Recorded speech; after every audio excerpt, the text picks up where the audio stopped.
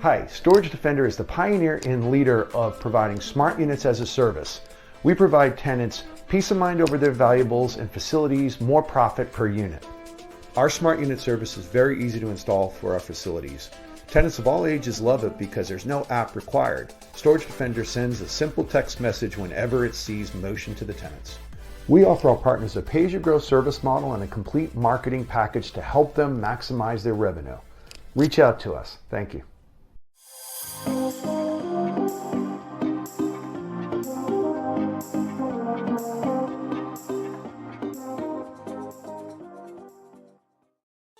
Are you a self-storage owner or operator looking for service providers to help at your facility? Well, the Storage Business Owners Alliance, also known as the SBOA, has you covered. The SBOA is a premier online hub for connecting self-storage owners and operators to industry-leading products and service providers. We provide one-stop shopping for your business with exclusive offers to save time and money. At the SBOA, we believe by coming together, we help owners and operators grow revenue, gain purchasing power, reduce expenses, improve efficiencies, and increase profitability. We also offer many resources such as our conferences and Self-Storage Unlock webinars to help self-storage owners and operators gain the knowledge needed to become more competitive in the industry. To become an SBOA member or to find out more information, please visit www.thesboa.com today. We can't wait for you to join the Alliance. Are you an SBOA Enhanced member that's attending SSA in Las Vegas this September?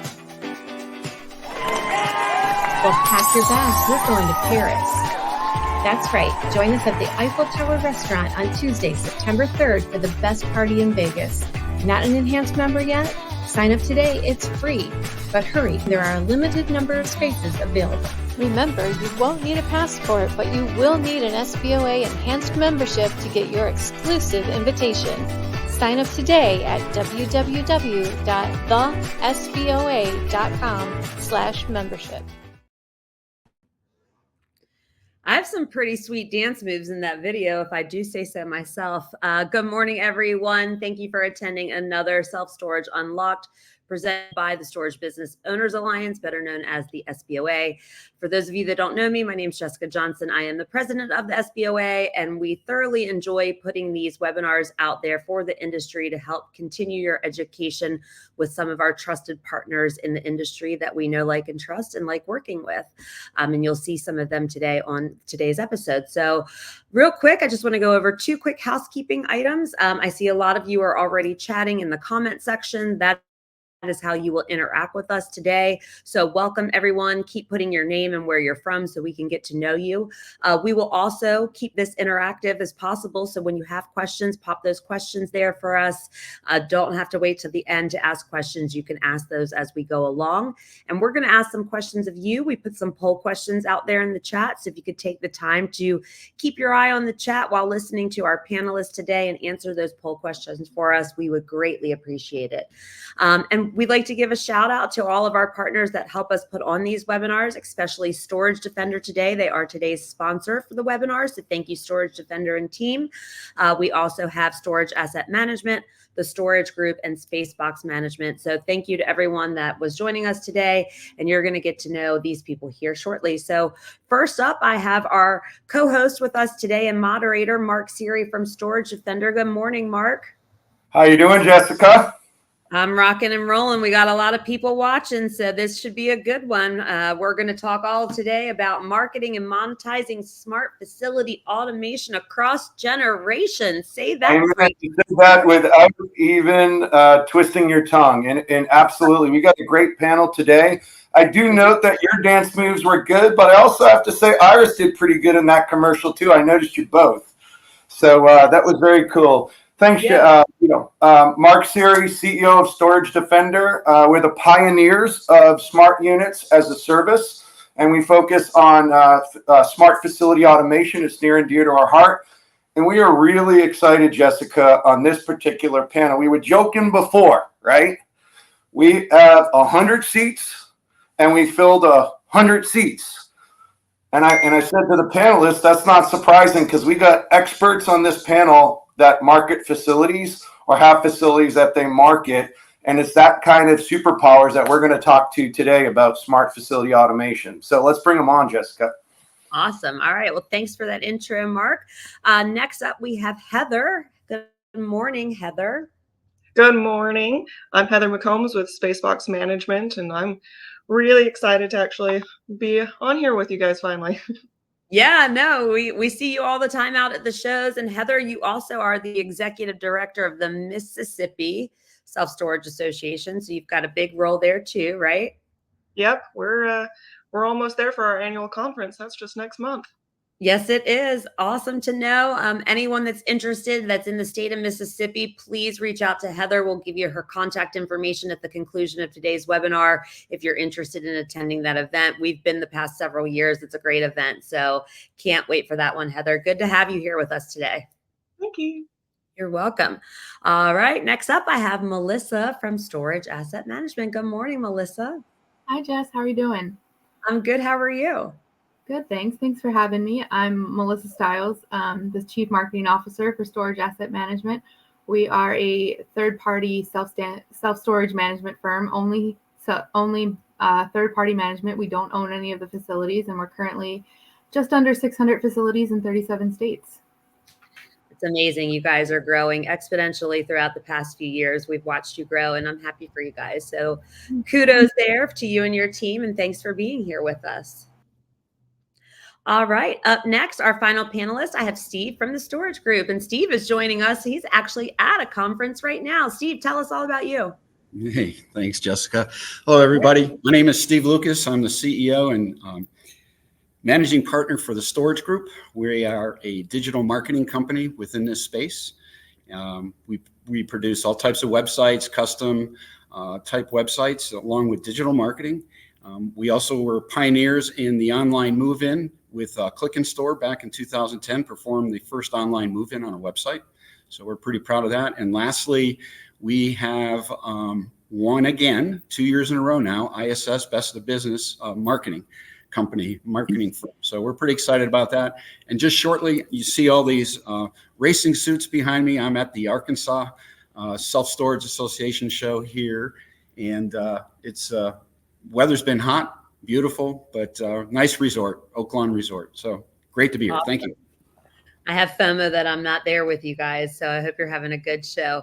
All right, let's bring up everyone, and we're going to get this started. And Mark, you've got some introductory type slides to show us about some of this information. So let's dig in. All right, good. So this is about not just smart automation. Like a big part of why we automate facilities, obviously, is to save money, whether it's increased visibility, whether it is, increased labor productivity.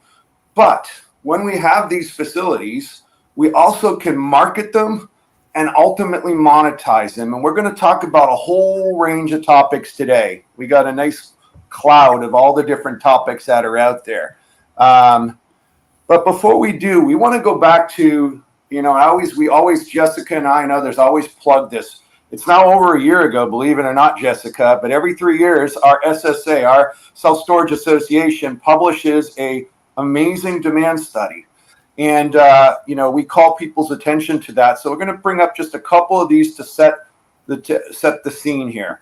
As we look at user experiences across generations, I don't think this is surprising, but as we talked in the build-up and the prep on this earlier in the week, right, there's different demographics coming to your facilities. Some of them might be the boomers, right? And, what are they using for user interfaces? 70% might not actually be even doing online. They might be checking, but yes, about 29% of them are going to use online. But as you move to Gen Z, almost half. We're not there yet, but almost actually more than half are using online, right? 58%. So that's to really underscore the different types of demographics that are coming and renting at your facilities. And as a result, as we look across generations, we just pulled an excerpt from the survey. Again, this survey, by the way, over 25,000 tenants and a good mix of consumer versus business tenants. This is an aggregate of that. And what you got is you look at like some of the different features, like on the boomer side, people always kind of like, wow, number one's pest control. Obviously, you know, people don't want to rent in places that have issues, especially in, you know, outdoor facilities. That generally comes out top. But as we move down, you start to see things like humidity control, electronic gate access across all portfolios. Anytime access is big, right? Units with security alarms, you can see that. Electronic gates, air conditioning controlled. So as we go across those generations, the question is, how do we market to them?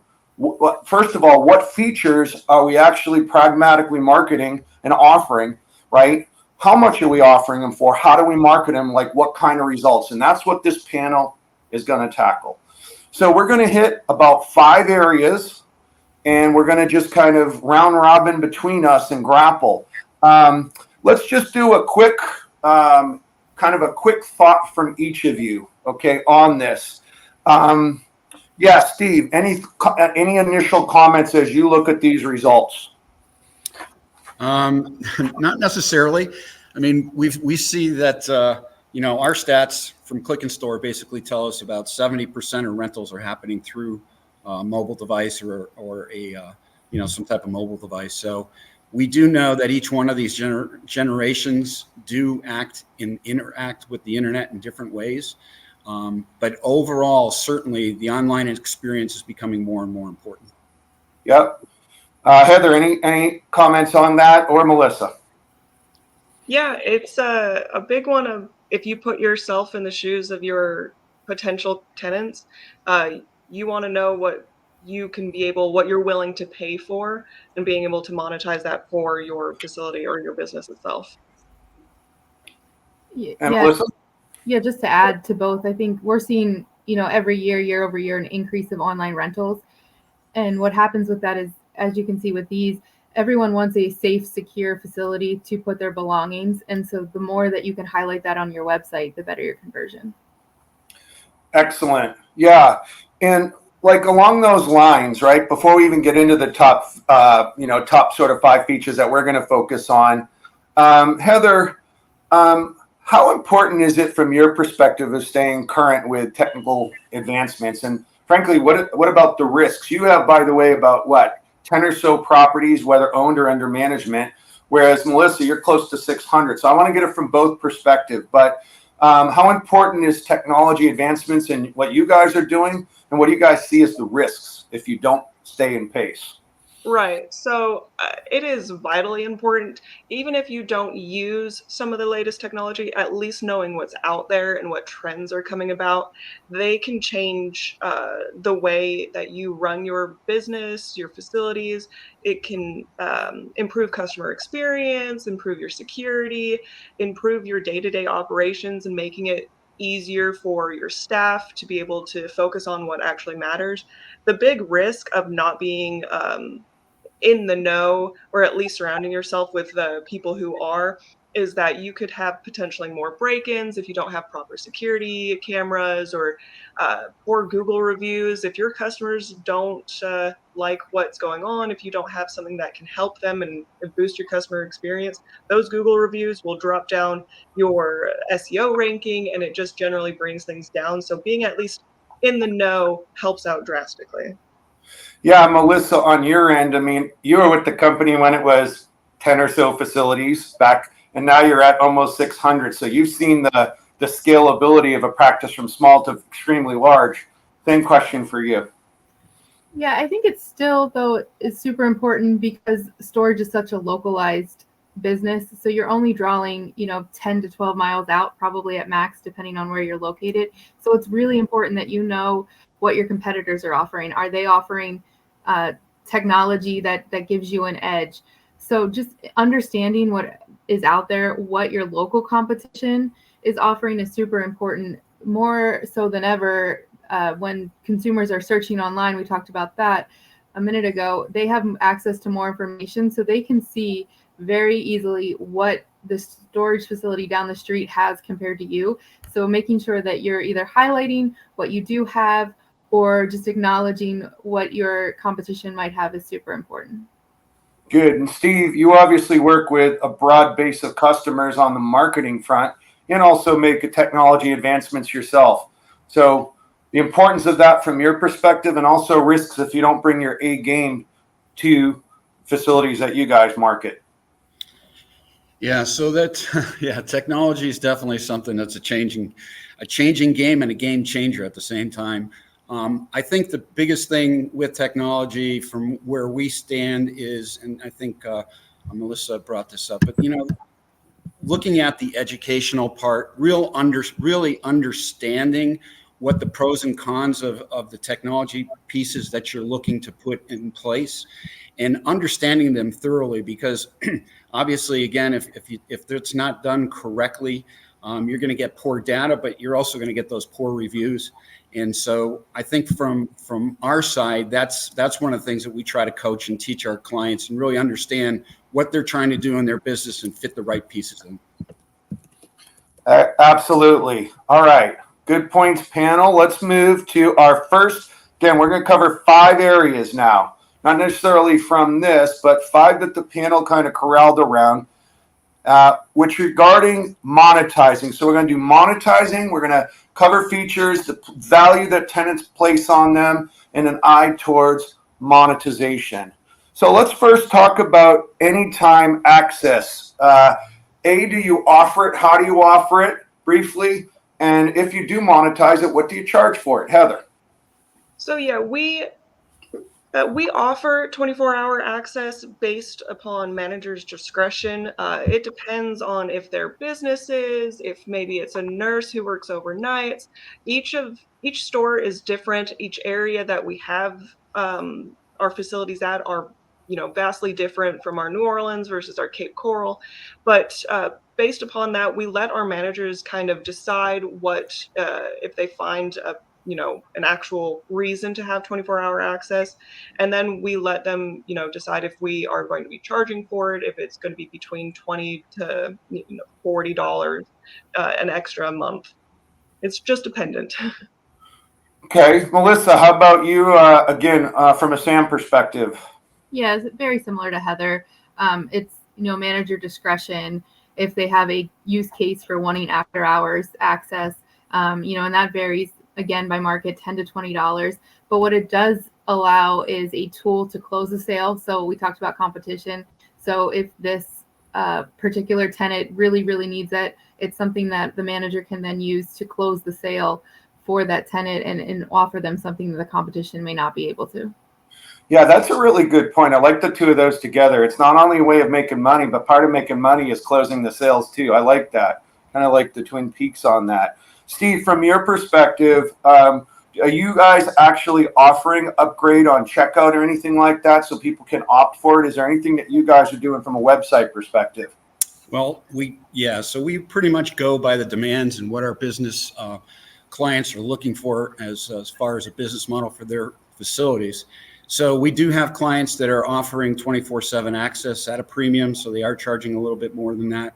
Obviously, we've got clients, we're able to show the storage Defender units in our units table, and which is a high priority and shows security. So we're able to offer that for our clients as well. And the last thing I would say as far as security here, and I think that's really what 24/7 is about. We hear that a lot from our clients about 24/7 access and questioning security. We offer biometric ID verification, which is a method that through online, you have the ability to use a database, a third-party database, to identify somebody in their driver's license ID and be able to notify back to the property management software system that this person's authentic. And I think by doing that, that's a marketing piece as well, right? Because if you show that on your site that you're taking ID verification, it's important to you, it's important to your tenants. I think repeat business and referral customers will see that too. Yeah, that's really good. What I've seen just in my anecdotal is we do a lot of these. We do a lot of roundtables. Obviously, a lot of partners. Our base is we're seeing between $10 to $25 charged selectively for anytime access. And typically what we're hearing is it's either hunters, it could be businesses, it could be people with RVs or boats coming in early, leaving late, or a landscaper. So in other words, this is not about creating a hotel with a bunch of squatters. This is about selectively issuing access at premiums. That's what we're hearing. Let's go to our next feature. Obviously, it's near and dear to our heart, Storage Defender. It came up on the rank. Storage units that have smart monitoring. Heather, let's go back to you again. What are your thoughts or experiences with that? So we've actually had a lot of success with smart units, whether that be with Storage Defender or a facility has possibly Noki. It's in general a lot easier to give our tenants peace of mind.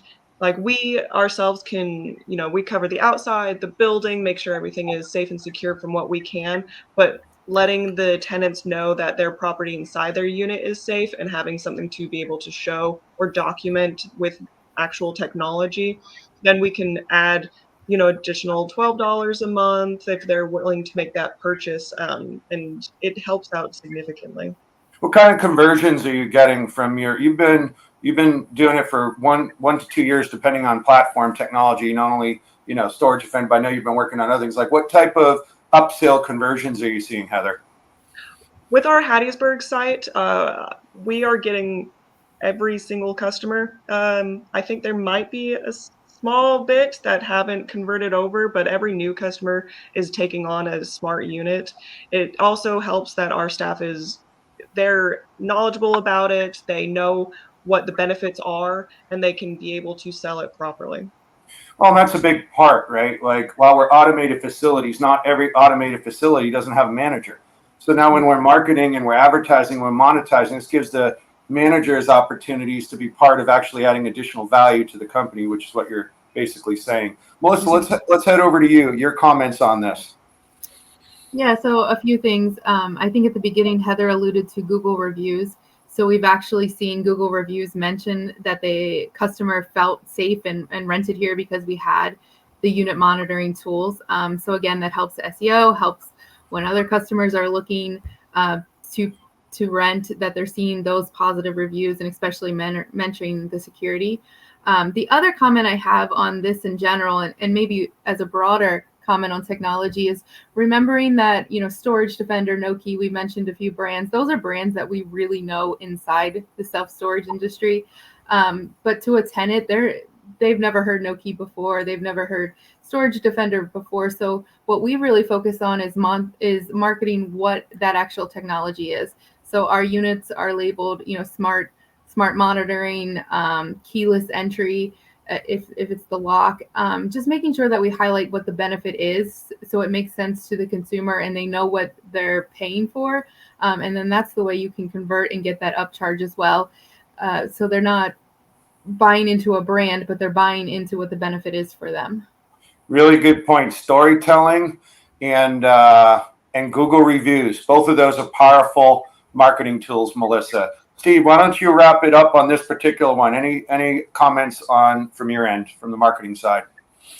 Well, yeah, I think to dovetail on what Melissa just brought up, how many people have a great question? How many people have a security system on their house or their apartment? And why you turn it on when you leave? You have it there when you're there to sit, so you're safe, but you turn it on when you leave so people don't take stuff from you. So it's kind of a no-brainer, really, if you put it into a marketing sense and simplify it like Melissa's talking about. So, yeah, that's... Yeah, and it doesn't always have to be complicated, right? Like that's the issue with a lot of technology. I'll even say my peers is we get so excited about tech, but in the end, it has to be understandable. It has to be bite-sized and valued by tenants who want to value it, right? So I really like those points that you guys all made. Let's head over to interactive maps. Melissa, I'm going to swing back to you to talk about how you guys use this to acquire, but also monetize tenants, interactive maps.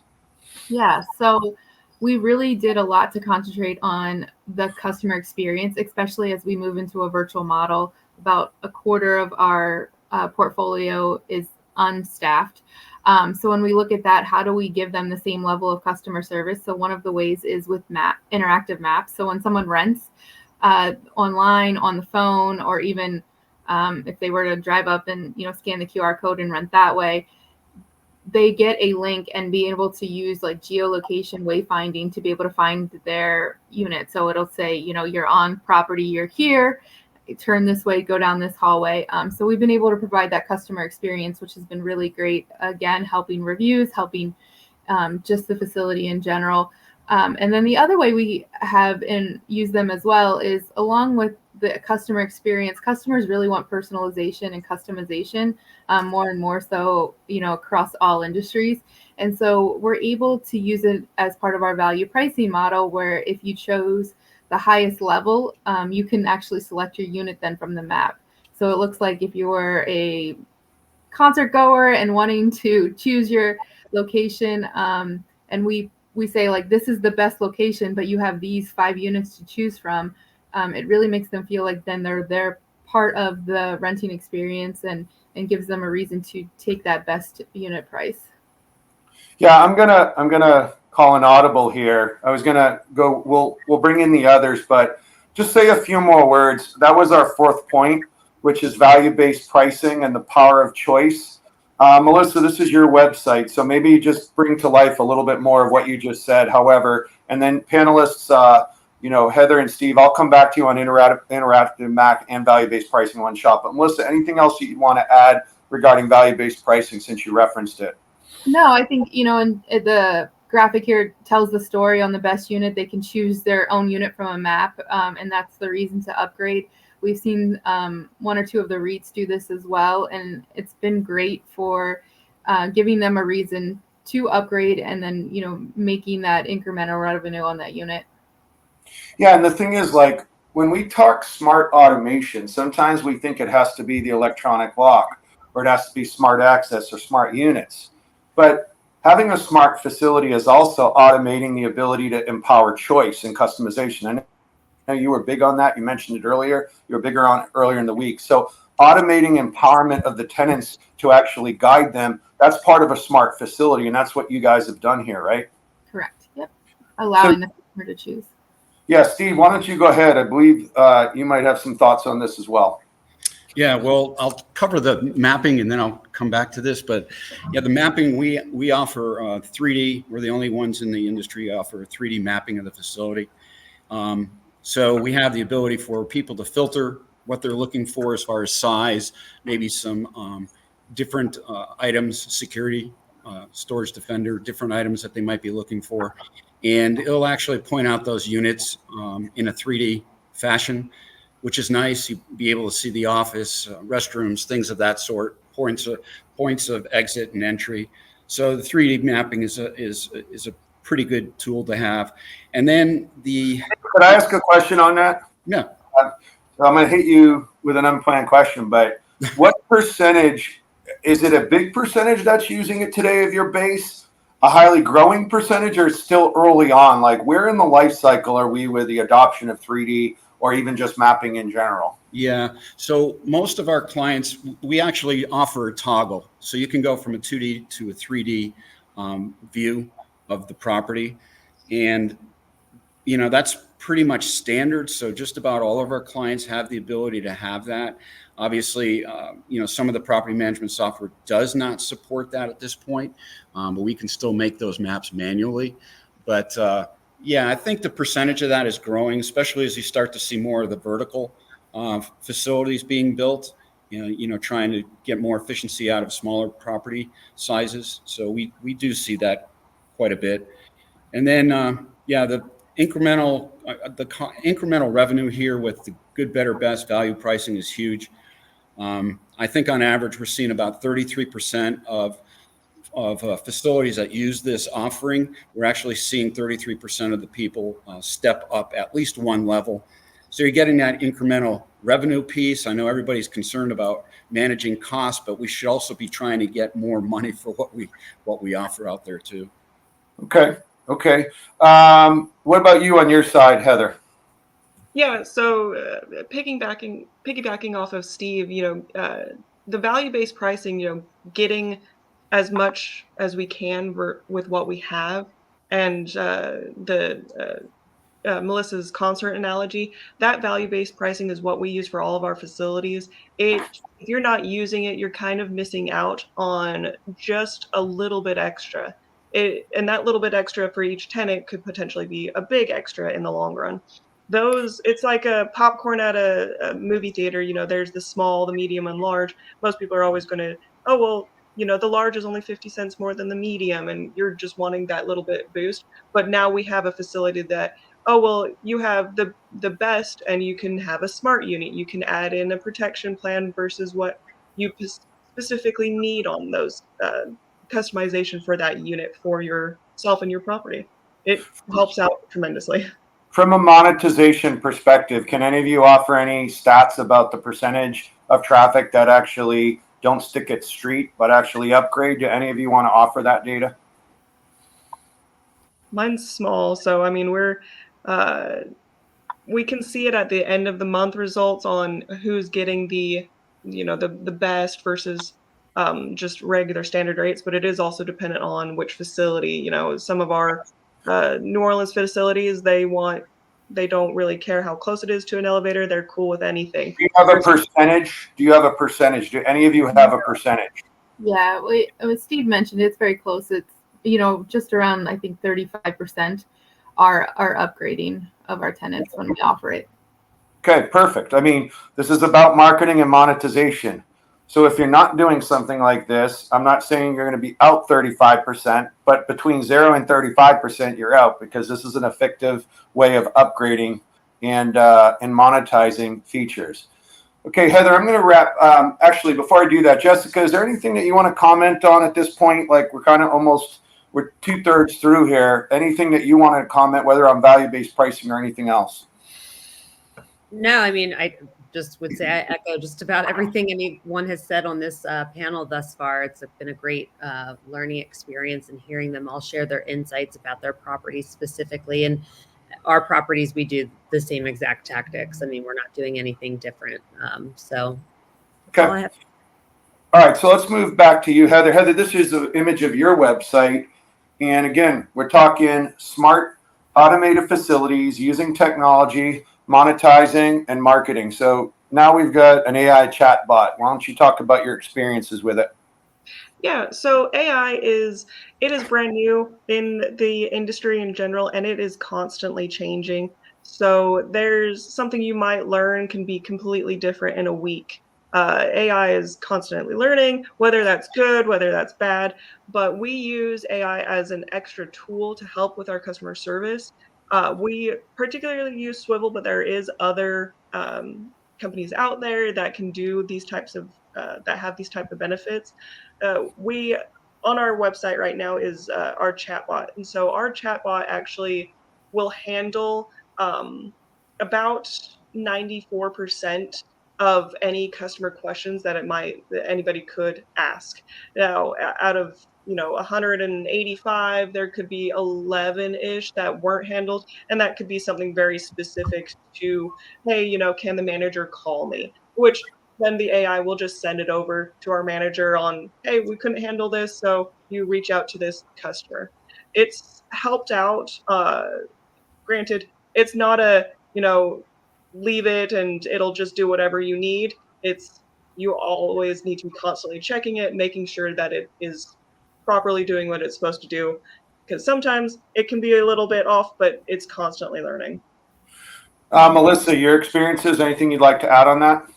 No, I just wanted to reiterate, Heather, we build our own with our internal call center.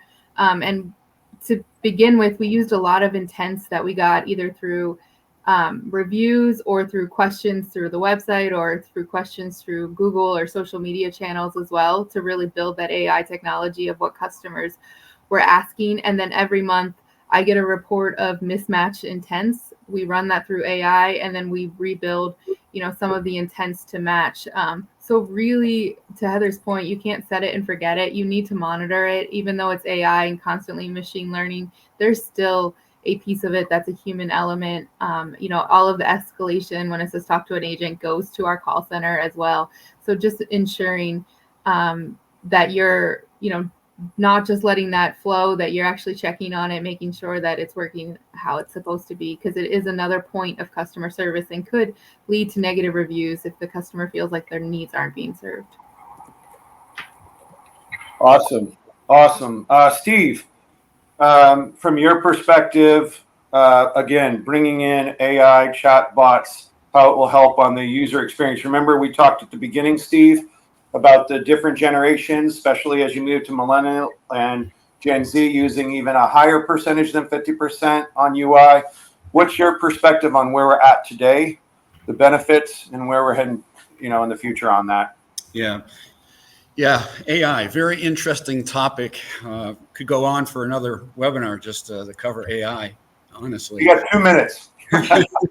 Yeah, well, okay. AI, so we're working on a AI chatbot as well. I think the one part of AI is, and I brought this up when we had the pre-meeting, but just got to be very careful. I mean, it's really new. It does have the ability to go off track at times. And Melissa hit it right on the head when she said, if you're going to put it in there, you need to pay attention to what it's doing and what it's learning and what it's spitting out as far as information. So I think all that, just to temper AI a little bit, it is exciting, but we got to make sure that when we do it right. Okay, good. I want to come back to this. Yeah, Mark, before you go there real quick, I just want to address a couple of the comments and questions out in the chat. I'm going to bring this up. This is from Rich. Does SiteLink support interactive map for tenant unit selection integrated into the website? Melissa, I believe you answered him in the chat, but if you could verbally answer so everyone in the audience can hear you, I'd appreciate it. Yeah, of course. We actually use SiteLink, and use Steve for storage groups. So his 3D map 100% works with SiteLink, and then we also, for the mapping and the customer wayfinding, we use a company called Ingrain, which integrates with the SiteLink map as well. All right. And then next question over from Denise is asking, does anyone have any data on what percentage of the viewers of your website are actually using that chatbot, maybe provided by Swivel? Heather, do you have any idea on that? So Swivel, it has like a little report based upon, how many users clicked onto the website versus actually if they were new users. Like right now, I mean, in the last month, we've had, 361, but our chatbot also just pops open just in case. I mean, you've seen it on other websites, like if you're booking a hotel or things like that, where the chat automatically opens. And then if there is questions that are being asked or somebody's clicking into things, thankfully, we get a report that at least lets us know what was handled, what was not handled, and returning versus what questions were asked, things like that. We do get a report. Mm-hmm. Not a quite percentage because there's a lot of different questions asked. Yeah, definitely. Melissa, do you have any insight or using a chatbot? Yeah, our own chatbot, but I don't know the percentage off the top of my head of what users are there versus not. Awesome. Well, thank you guys for the insight on the chatbot feature. It is a good feature. It does help reduce labor costs out there too, because sometimes the answer can be right through the chatbot. If they're looking for their unit code, they're trying to pay their bills. So there's ways to mitigate them calling into the facility or into a call center to take care of that, where they can just direct that and do that straight through the chatbot. So it creates efficiency for sure and some cost savings. So, Mark, back to you. Yeah, so I'm also watching some of the back and forth. I saw some of Jackson's comments and whatever. Like when we're talking about, just so everyone understands, a smart facility automation, there's probably, I'm making this number up, but I'm probably not that, 25 to maybe even 50 different things that we could be talking about in terms of automating workflows. I mean, you could have anything from lean to, when someone goes in lean or not paying their bills, to how you automate that flow, to automated cameras and license plate recognition. We could have picked from a whole bunch. What we're doing on this call is we tried to pick things that we knew that we could market and monetize, right? And that's important. Some stuff is just required, right? And so having said that, I want to ask a question for each of you. We kind of hit on it so far, but let's go to you, Steve. A minute on what would you say like a top 1 or 2 or 3 things we need to do when thinking of marketing these smart automation facility features? Well, certainly they need to be listed in the amenities in your units. So when you're setting up your unit table, is actually making sure we're bringing forward all of those tech items that may be applicable to your facility or to that unit specifically. I think that's very important. Like I said, our websites and our click and store have the ability to filter out or filter in what people are actually looking for as far as specifics. So listing those in the filter, if you have that type of thing, item on your website, is listing them in there. Yeah, I think you talk about those. Obviously, social media, and I always preach this, so many people in this industry don't believe in Facebook and don't believe in social media. Folks, that's where you talk about this stuff, because Google sees those signals. Google's going to give you credit for obviously utilizing social media, and you're going to teach potential renters, potential clients in your market, setting yourself up as the leader, market leader. So that's what it's all about, folks. Let's make some money from this stuff. Melissa, what about yourself in terms of marketing? Anything that you'd like to add? Yeah, I think, Steve covered a lot of it, but really it's about the storytelling. I talked about this, making sure that you put it in relatable terms to what the customer knows and not just the brand name. And the other piece too is like using visuals and using video, right? So showing them what that smart, monitoring system looks like. What does the keyless entry look like? And really utilizing those videos on your website, having pop-ups to tell them exactly what they are upgrading to, using it on your social media. We do a lot of that as well. It's just making sure that the customer is receiving the education of what the value is of those smart facility features. Heather. Yeah, so the marketing side of things, every avenue you can make work for you. If it's boots on the ground, if it is Google reviews, SEO, anything that you can find a way to boost what your facility is showcasing. I mean, our Laurel facility, we have little mini knowledge videos of how, hey, this is how you use this Noki system, so our smart unit system for this specific piece. Letting the customer be able to be informed by what a smart unit means for them and how to use it, so that if they don't feel comfortable, or if it's in the middle of the night that they're trying to gain access or do something, letting them be comfortable with the knowledge that they can find on social media, that helps with marketing, and that helps with referrals and better Google reviews, and in the long run, everything all comes together that you can market easier and better. Excellent. We're going to go on to the last piece. And I see Bill Hoffman's comment, and I agree with him. We highly agree with that. If we can free up the manager or free up the customer-facing resources to focus more on sales, upselling, attracting demand, that does qualify, obviously, as smart technology and the smart use of technology. So, Bill, a major thumbs up on that, right? Freeing up managers versus having to maybe do a lock check, or freeing up managers to having to go through reports or make phone calls when people aren't paying, so that they can focus more on things that are creating upside and selling ancillary services and attracting demands and local marketing. That's a smart use of technology. So yes, spot on, Bill. All right, let's go to the last section, measuring success.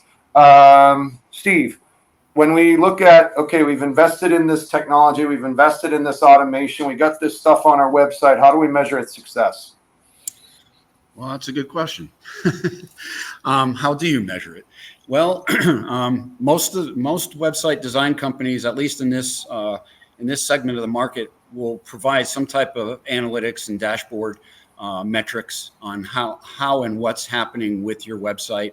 Obviously, the new G4 analytics, you can, we've built that out to actually monetize conversions. Takes a lot of work to work with it and set up parameters and set those up. But there's a lot of power in the new Google Analytics so definitely take a look at it. If anybody's having a hard time with it, they certainly can I know Melissa knows a lot about the analytics side, and we have a team in-house that can do that. to give you more information. But yeah, if you're doing any of this stuff, any of this technology, you've got to see what the data is. You got to get the metrics of what's happening, and that's gonna change from demographic, audience, facility, and you can further zone in on who you need to target per facility and per demographic. Heather, how do you guys check and measure your success? And by the way, yeah, we kind of lost a little bit of the by generation, so I'll see if I could swing back on that. But Heather, how do you check the results of these investments in automation? Yeah, so checking your management summary every day is vital so that you can see what works, what opportunities you may have at the end of the month. Our financials or any reports we may get from like Swivel or anything that we use. For instance, like Storage Defender, we can see in our financials how much, what people moved in and how much extra we're gaining from the sale of Storage Defender, or uh, being able to look at your specific management reports helps. And then you can use that to be able to find out what works best in your area. Okay. Melissa, how about you? Obviously, again, 600 or so stores. You guys got a ton of initiatives. You try some stuff out. I'm sure some stuff works, maybe some stuff doesn't. How do you, at that level, monitor your return on investments? Yeah, I think, using the data that both Heather and Steve manage. So you have, your marketing Google data, you have your property data from, whatever point of sale system you're using that has a management summary in it that has those pieces. So really tying both of those together, and then you can see the opportunity. Look at your conversions online, look at your conversions in store, call center, and all of those type of data will definitely give you insight of what's working and what's not.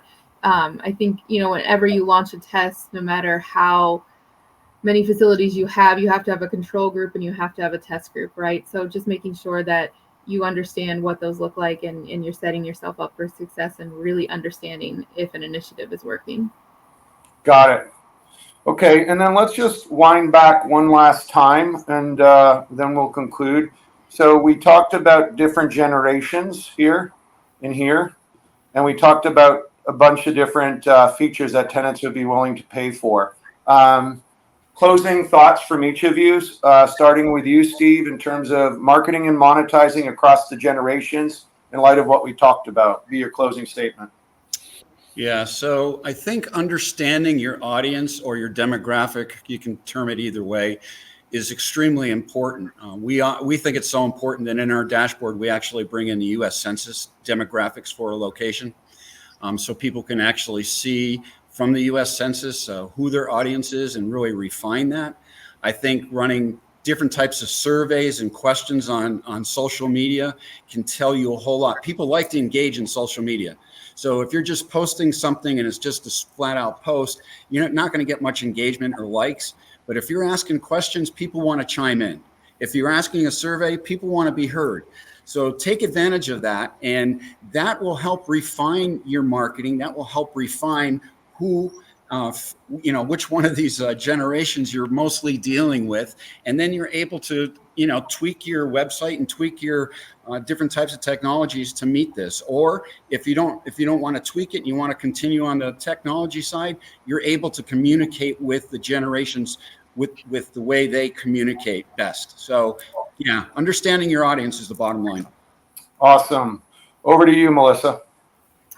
Yeah, I think understanding who your tenants are is really important, but then providing avenues for anyone to be able to rent, right? So some people are more comfortable renting over the phone. So making sure that there's no barriers to entry as far as any person making that rental to your facility is most important. So if you have a fully virtual or unstaffed facility, giving them all of the information of how they actually rent if they were to pull up to your facility is most important. So I would say, really understanding your audience is super important, but just making sure that you have platforms available that anyone can easily rent from you on any avenue.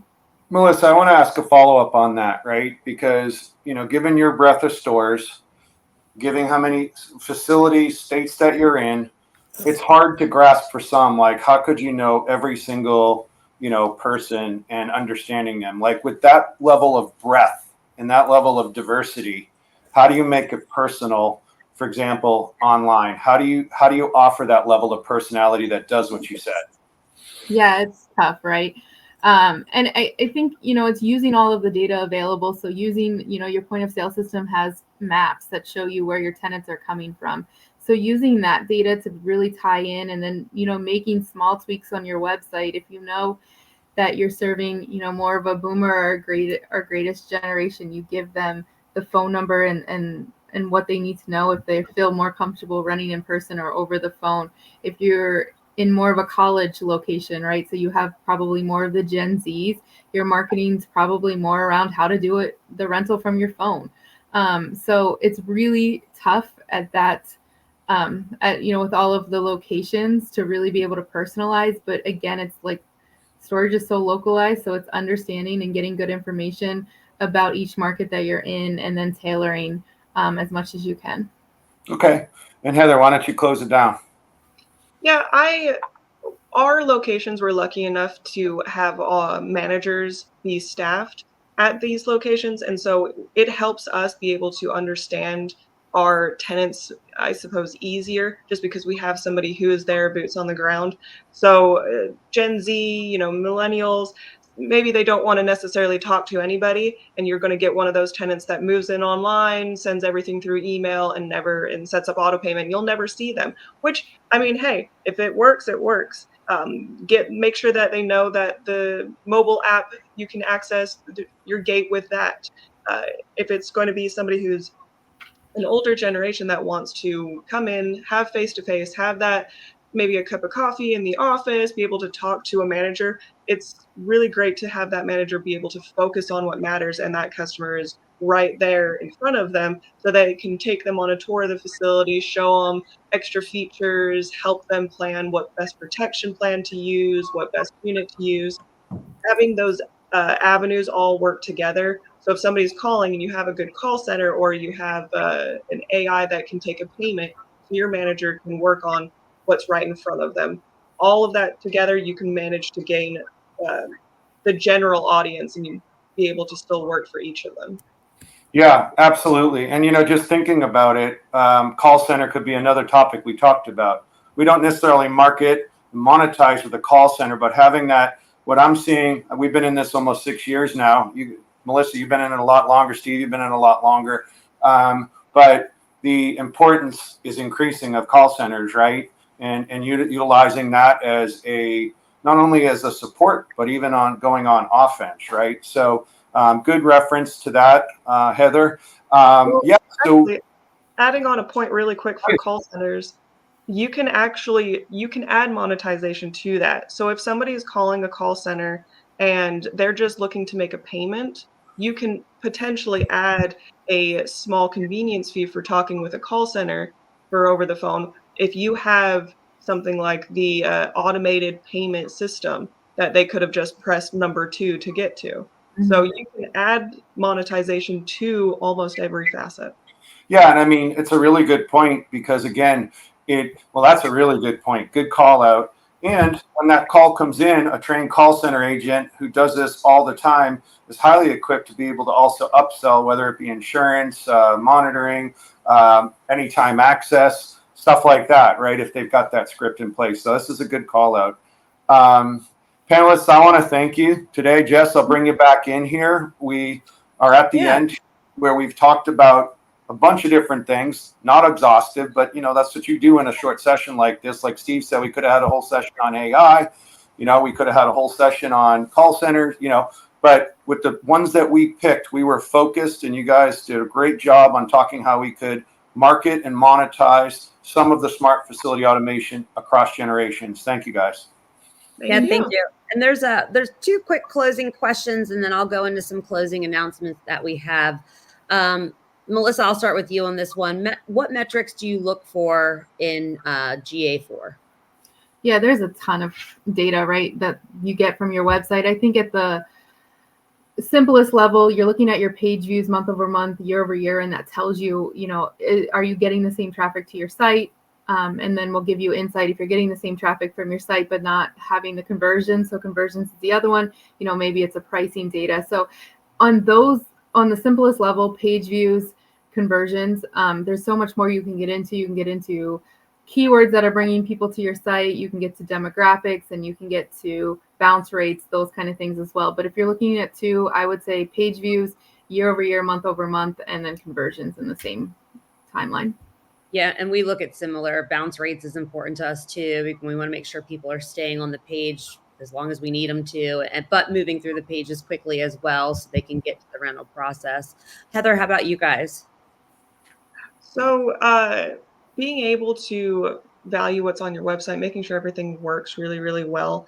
There's the big thing is like there you can add things where it's like a missed shopping cart where they just left a unit and they went off to go decide something else. That's a great opportunity for even a manager to be able to call, follow up, uh, and just finding different areas that you can still squeeze in a lead. If they're not going to rent over the phone, then move it to a reservation. If they're not going to reserve, then move it to a review so that you can follow up later. Being able to gain any information helps tremendously. Yeah, definitely. And then Mark, this one's specific to you guys.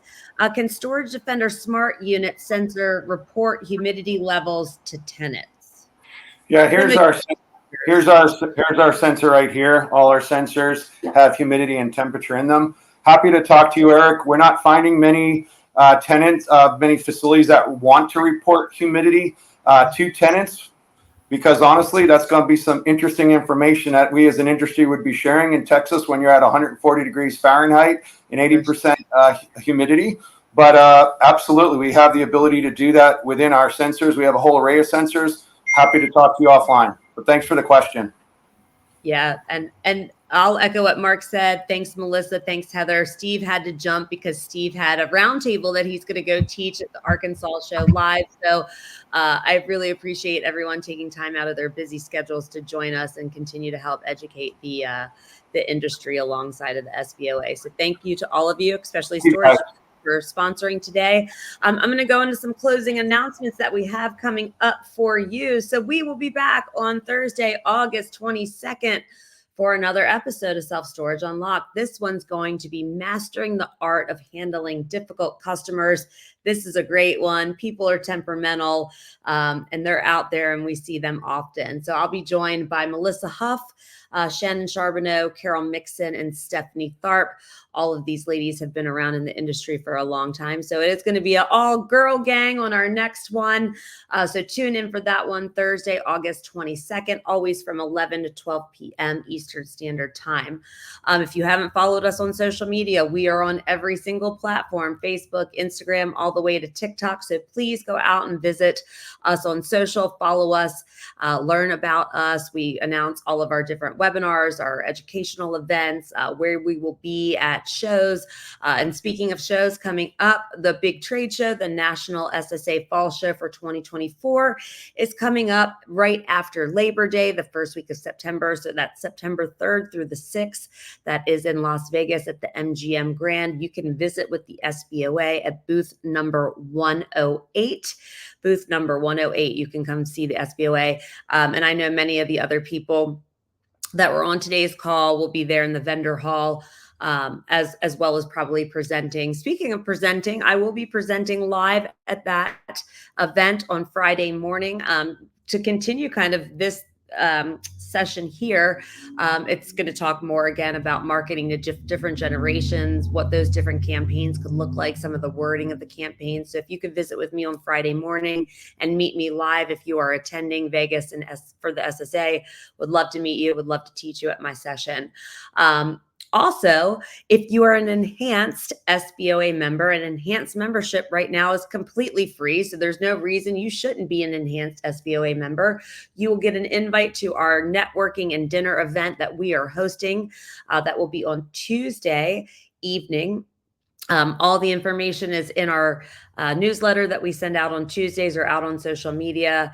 There's some cute videos floating out there. We're inviting you to come to us or come with us to Paris. So more on that, but you have to be an enhanced member to get that invite. And again, that is Tuesday evening while we were out in Vegas.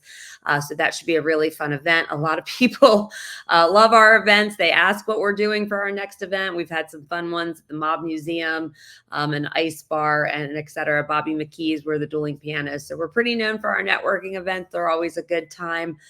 So please, if you are attending, we would love to see you at that event. And shout out to our other sponsors for that event that are helping with us with it. XPS Solutions, which is your call center provider. CSSI, which is cost segregation services. So if you need cost seg studies done on your facilities, they are the people to go to. Da Vinci Lock, another smart automation, a smart lock that you can put out there for your tenants that gives them codes and access into their units. As well as the SBOA and then our tenant insurance division, so SBOA TI. So thank you to all of those additional sponsors that are helping us host that event. Again, it'll be a great event. If anyone out there ever needs any assistance from us or has a suggestion for a topic of one of these webinars, you can submit that info strictly into our easy email address of info@thesboa.com.